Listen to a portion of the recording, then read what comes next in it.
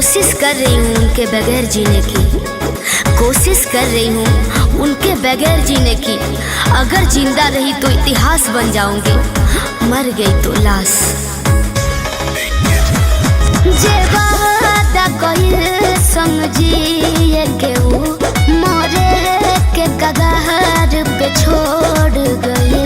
मिट गइल हमार पहचान जी, काहे प्यार भइल बेईमान जी। बता देना ए भगवान जी, काहे प्यार भइल बेईमान जी। बता देना ए भगवान जी।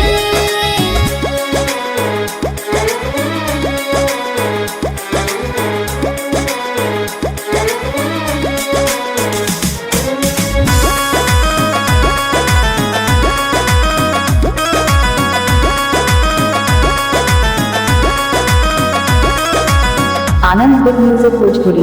दिल माने नाही मनोलोक, मन से मन में जुदा भइले। इश्क का फर्ज कुछ इस कदर वो निभाते गए, इश्क का फर्ज कुछ इस कदर वो निभाते गए कि हम जलते गए वो जलाते गए, हम मिटते गए वो मिटाते गए। काहे थमता सांस शिल्पी के, गलती हमरा से का भइले।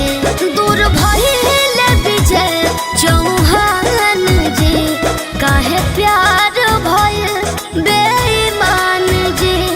बता देना ए भगवान जी, काहे यार भइल बेईमान जी। बता देना ए भगवान जी। आनंद बिग म्यूजिक भोजपुरी।